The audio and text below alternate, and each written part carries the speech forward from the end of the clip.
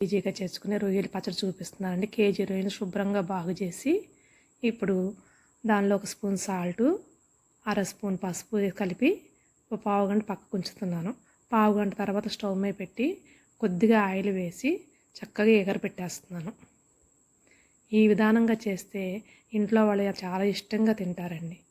ఒక బాండి పెట్టుకుని 1 కప్పు ధనియాలు, 2 స్పూన్లు జీలకర్ర వేసి చక్కగా సన్నం సెగ మీద పెట్టుకుని వేపుకుంటున్నాను. ఈలోపు ఈ రొయ్యలు చక్కగా ఎగిరిపోయాయి.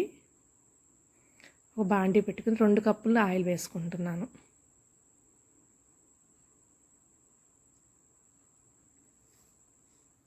ఈ రొయ్యలను తీసుకెళ్ళి ఆయిల్లో వేసేసి చక్కగా వేపుకుంటున్నాను. చక్కగా మంచిగా బ్రౌన్ కలర్ వచ్చేదాకా వేపుకోవాలి. అలాని బాగా వేపేయకూడదు. బాగా వేపేసేసినా గట్టిగా అయిపోతుంది రొయ్యి. కొంచెం బ్రౌన్ కలర్గా ఈ విధానంగా వస్తే సరిపోతుంది.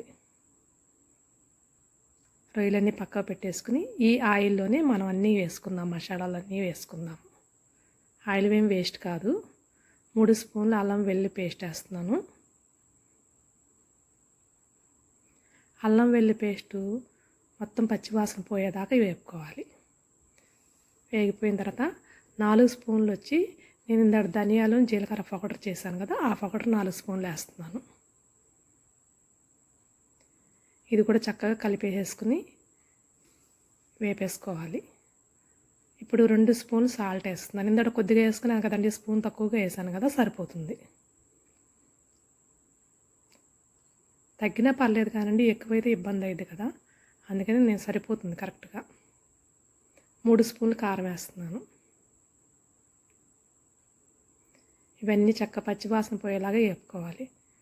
ఇప్పుడు 1 స్పూనున్నర మసాలా వేస్తున్నాను.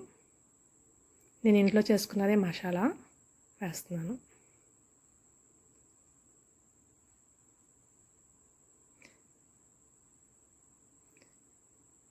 ఏ పిక్కిలకైనా సరే టేస్ట్ రావాలంటే ఇది జీలకర్రను వెల్లుల్లి కొంచెం పేస్ట్ చేసి వేసాను. ఇదే మంచి టేస్ట్ని తెప్పిస్తుంది. ఈ రొయ్యలన్నీ అన్నీ వేపేసిన తర్వాత ఈ రొయ్యలన్నీ దాంట్లో వేసేస్తున్నాను ఆయిల్లో. ఒక 3-4 మినిట్స్ మీడియం ఫ్లేమ్ మీద పెట్టుకుని వేపుకుంటే చక్కగా రొయ్యలంతా పట్టేస్తుంది.